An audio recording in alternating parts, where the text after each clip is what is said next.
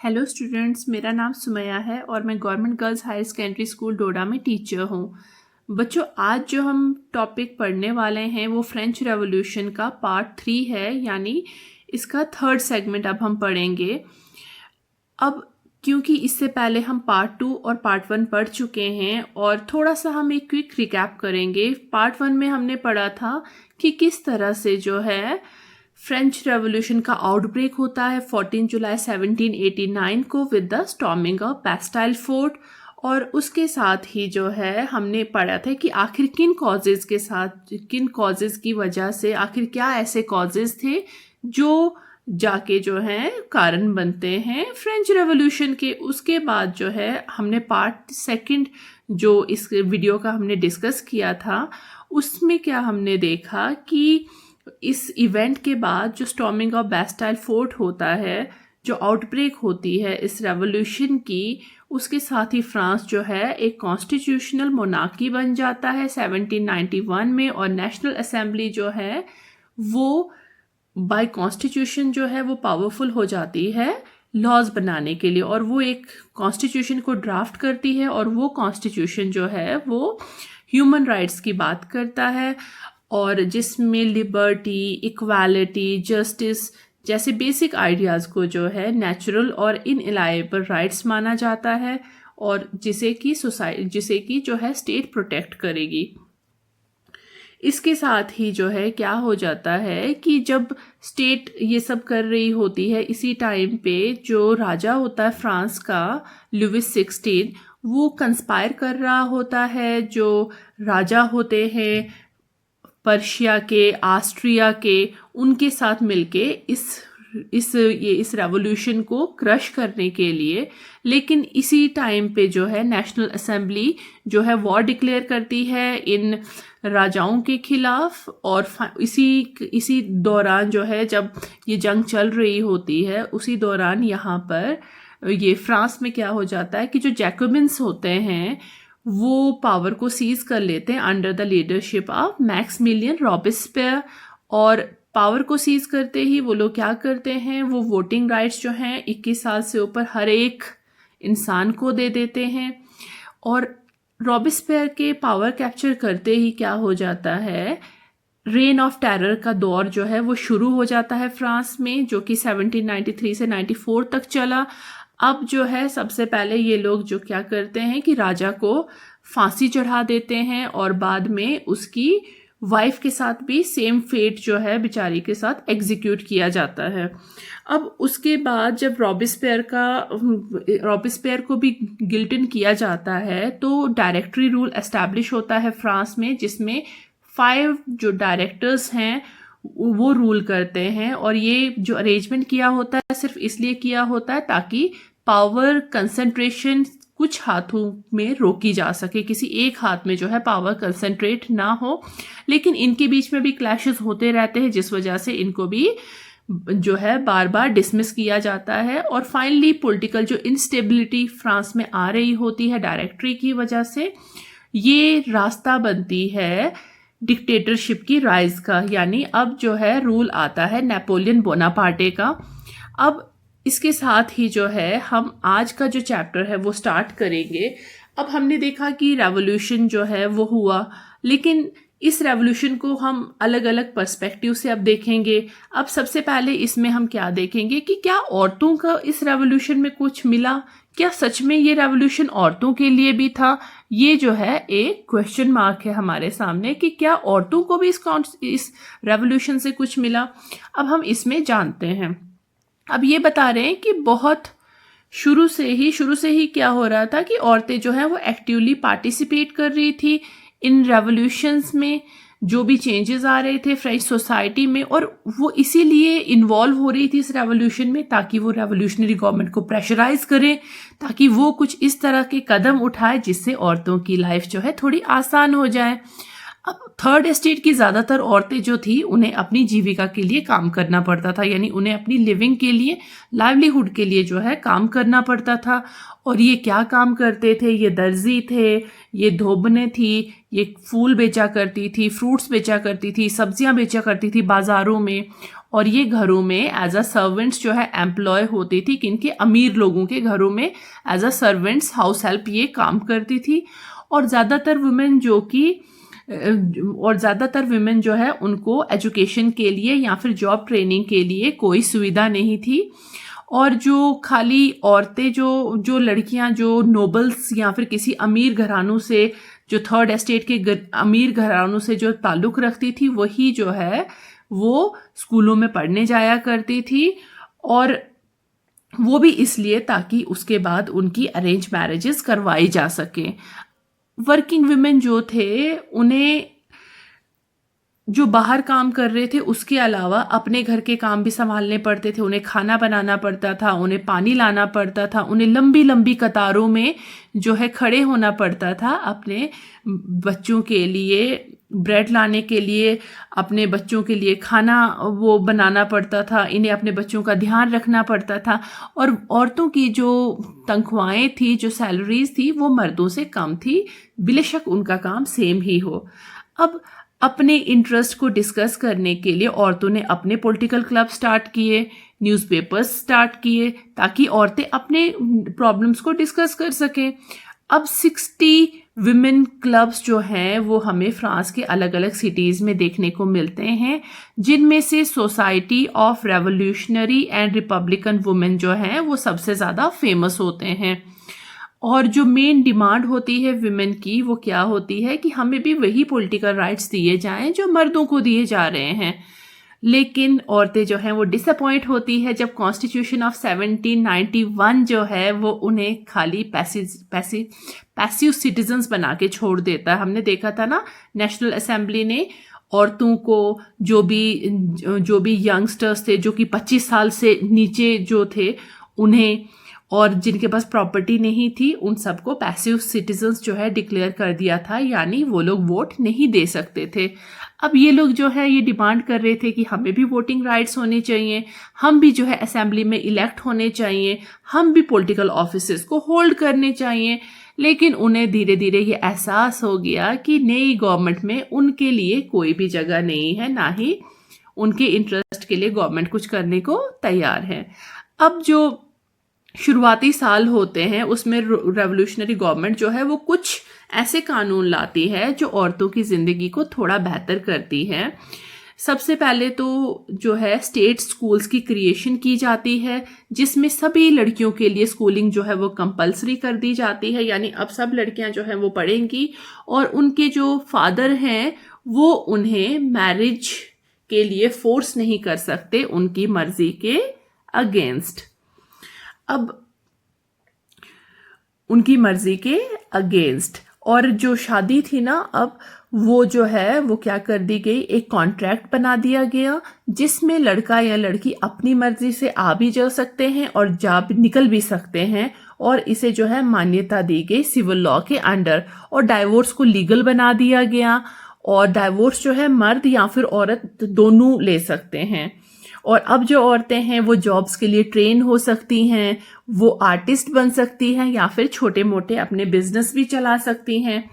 लेकिन जो औरतों के जो स्ट्रगल था इक्वल पॉलिटिकल राइट्स के लिए वो चलता रहा। और खासकर जब रेन ऑफ टेरर यानी मैक्सिमिलियन रॉबेस्पियर का टाइम आता है ना, तो गवर्नमेंट ऐसे कानून बनाती है जिससे जो विमेन क्लब्स जो बन रहे थे उनको बैन कर दिया जाता है, और विमेन की पॉलिटिकल एक्टिविटीज़ को भी बैन किया जाता है। और बहुत सारी जो मशहूर औरतें होती हैं उन्हें अरेस्ट किया जाता है, और उनमें से बहुत सारियों को एग्जीक्यूट भी किया जाता है। अब औरतों का जो ये मूवमेंट था वोटिंग राइट्स के लिए और इक्वल वेजेस के लिए, वो अगले 200 सालों तक जो है वो दुनिया के अलग अलग कंट्रीज़ में चलता रहा। अब जो फाइट थी औरतों की वो इंटरनेशनल सफरेज मूवमेंट के थ्रू जो है लेट 19th सेंचुरी में और अर्ली 20th सेंचुरी में कंटिन्यू रही। और जो लेकिन जो ये राइट टू वोट था ये फाइनली औरतों को मिलता है 1946 में ही। उससे पहले औरतों को वोटिंग राइट फ्रांस में नहीं दिया जाता, और औरतें जो है अपना मूवमेंट जो है वो इंटरनेशनल सफरेज मूवमेंट के थ्रू चलाती हैं। अच्छा, एक जो सबसे रेवोल्यूशनरी सोशल रिफॉर्म किया था ना जैकोबिन्स ने, वो था abolition of slavery in French colonies.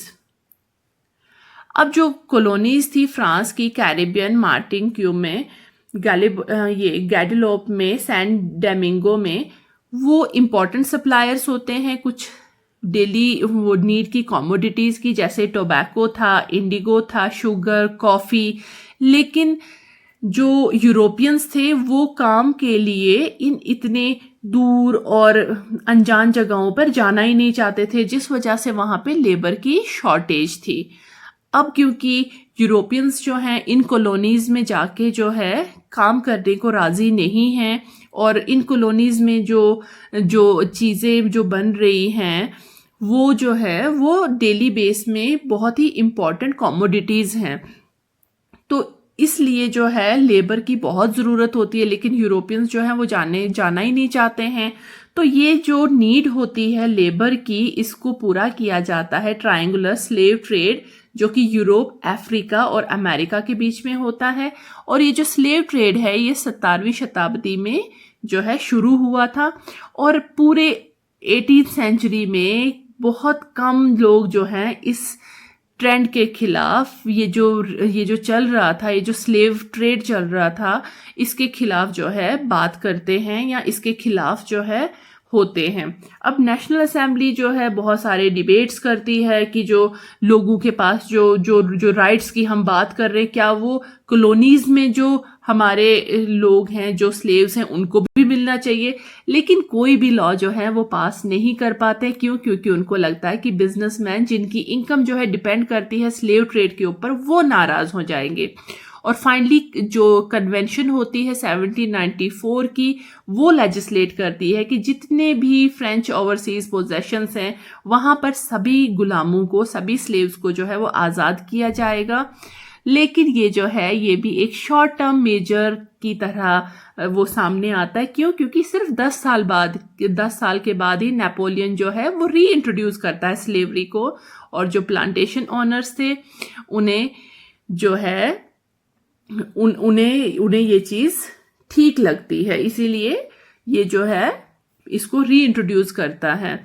अब जो है नेपोलियन जो है इसको री इंट्रोड्यूस करता है, और फाइनली जो स्लेवरी होती है उसको फाइनली अबॉलिश किया जाता है 1848 में, जब फ्रांस में एक और रेवोल्यूशन होता है, जब फ्रांस फाइनली रिपब्लिक बनता है।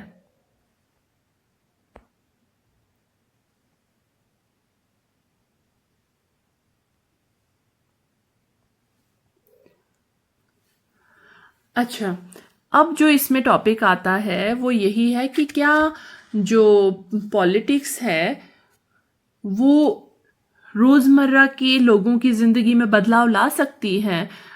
The revolution and everyday life में हम यही देखेंगे कि क्या पॉलिटिक्स जो है वो लोगों के कपड़े पहनने का तरीका, उनकी भाषा,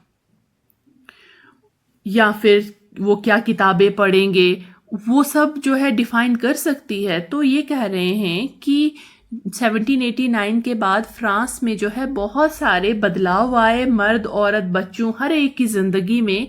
और जो रेवोल्यूशनरी गवर्नमेंट थी उसने अपने कांधों पर ये बोझ लिया कि वो ऐसे लॉज पास करेगी जो कि जो आइडियाज़ हैं लिबर्टी, इक्वालिटी के, वो रोज़मर्रा की ज़िंदगी में वो ला पाएँ। और इसके लिए क्या होता है, एक इम्पॉर्टेंट लॉ जो है वो स्टॉर्मिंग ऑफ बैस्टाइल फोर्ट के बाद ही जो है वो जो है लागू होता है, जो था abolition of censorship. Abolition of censorship यानी ओल्ड रिजाइम, जो कि 1779 से पहले का जो फ्रांस था उसे ओल्ड रिजाइम कहा जाता है। यानी ओल्ड रिजाइम के टाइम पे जितना भी written material, cultural activities, books, newspapers, place जो है उनको तभी जाके पब्लिश किया जा सकता था जब उनको अप्रूवल मिल जाता था राजा का। तो उसके बाद जो है अब क्या होता है सेंसरशिप जो है वो हटा दी जाती है, उसको अबॉलिश किया जाता है। तो लोगों को जो है राइट्स मिलते हैं, फ्रीडम मिलती है, फ्रीडम ऑफ स्पीच मिलता है, फ्रीडम ऑफ एक्सप्रेशन को नेचुरल राइट्स बना दिया जाता है। अब newspapers, pamphlets, booklets, printed pictures जो है फ्रांस में भर जाते हैं, मतलब प्रिंट से फ्रांस जो है वो भर जाता है। अब जहाँ पर भी वो ट्रैवल करते, चाहे गांव देहात में, वो हर जगह जो है वो उस टाइम पे जो है प्रिंट देखने को मिलता है, जो कि अलग अलग इवेंट्स को डिस्कस करता है अपने अपने पॉइंट ऑफ व्यू से। अब यहाँ पे एक जो इम्पॉर्टेंट चीज़ जो समझने की ज़रूरत है वो ये है कि हमारा जो प्रिंट होता है, हमारा जो भी प्रिंट में जो चीज़ें आती हैं वो हमारी सोसाइटी में एक आइडियोलॉजी की तरह काम करती हैं, जिससे बहुत से लोग इन्फ्लुएंस होते हैं और उसको डे टू डे लाइफ में इम्प्लीमेंट भी करते हैं।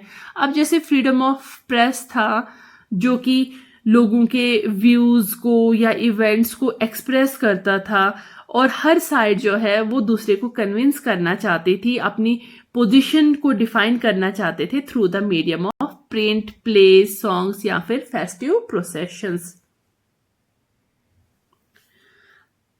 अब जो है कंक्लूजन में इसका हम ये देखेंगे कि 1804 में क्या होता है। नेपोलियन बोनापार्टे वो क्या करता है, वो खुद को जो है राजा घोषित करता है फ्रांस का। और अब वो क्या करता है, अब वो डिसाइड करता है कि जो नेबरिंग कंट्रीज है, यूरोपियन कंट्रीज हैं, अब वो उनको भी जो है, उनके ऊपर भी जो है कॉन्क्वेस्ट करेगा, उनको कॉन्कर करेगा, उन्हें जीतेगा। और जो डायनेस्टीज हैं वहाँ की, जो किंगडम्स हैं, उन्हें हटा के जो है अपनी फैमिली के मेंबर्स को वहाँ पे उनकी जगह पे नियुक्त करेगा। और नेपोलियन ने अपने आप को जो है मॉडर्नाइजर ऑफ यूरोप की तरह देखा, मॉडर्नाइजर ऑफ यूरोप समझा। और इसके साथ ही नेपोलियनिक सिविल कोड लाया, और जिसके चलते जो है उसने बहुत सारे लॉज जो हैं इंट्रोड्यूस किए, जैसे protection of private property, uniform system of weights and measures provided by the decimal system.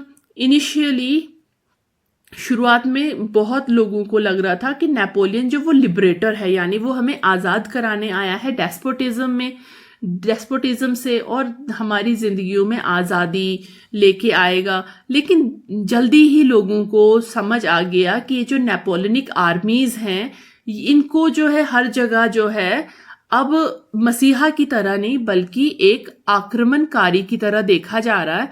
और फाइनली जो है जो बची हुई जो होती है मोनार्कीज होती हैं, वो फाइनली जो है यूनाइट होती हैं और नेपोलियन को रोकने की कोशिश करते हैं वाटरलू में।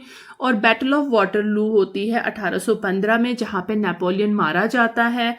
और उसके बहुत सारे जो मेजर्स थे, उनको जो है रेवोल्यूशनरी आइडियाज जो हैं उसके, जैसे लिबर्टी, मॉडर्न लॉज जो हैं, जो कि जो यूरोप के दूसरे हिस्सों में ऑलरेडी आ चुके थे, वो इम्पैक्ट लाते हैं लोगों की लाइफ में। इवन नेपोलियन दुनिया से जा चुका था, और ये जो आइडियाज़ थे जो इम्पैक्ट कर रहे थे नेपोलियन के जाने के बाद भी, वो थे ideas of liberty, democratic rights.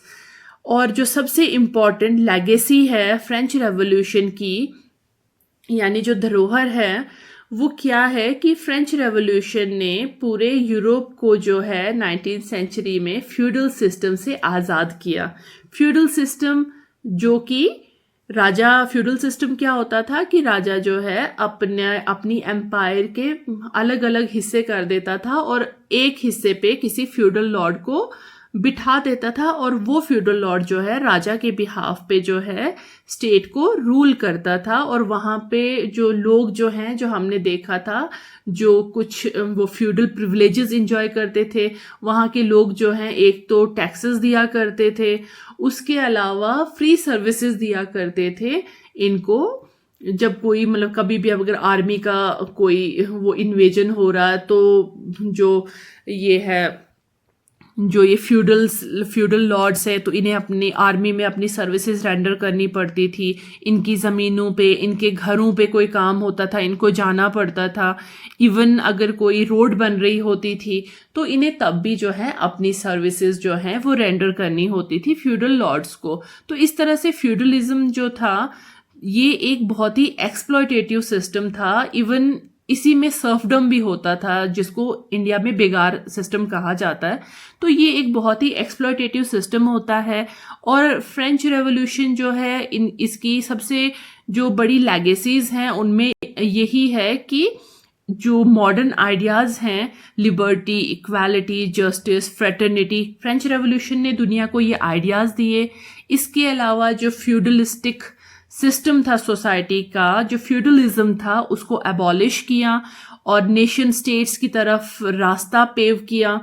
और इससे भी ज़्यादा जो है पूरी दुनिया को इंस्पायर किया कि वो जो है एक नए तरीके से जो है नेशंस को रीडिफाइन कर सकते हैं।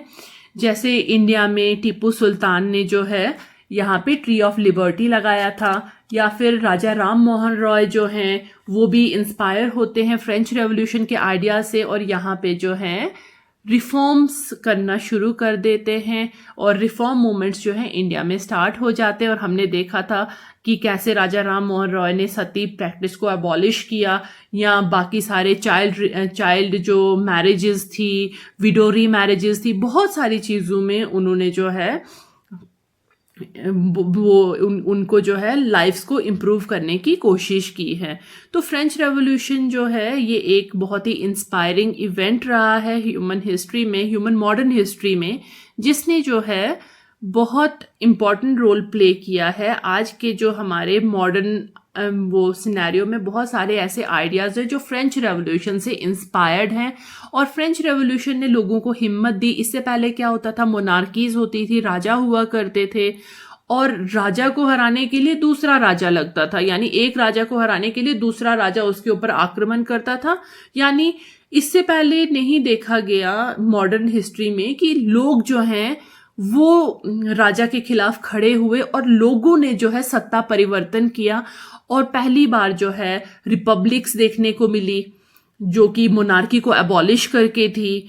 तो बहुत सारा इम्पैक्ट जो है ये इसने फ्रेंच रेवोल्यूशन ने दुनिया में दिखाया। और ऐसा नहीं कि 1815 में ही जो है फ्रेंच रेवोल्यूशन ख़त्म हो गया, ये कंटिन्यू रहेगा।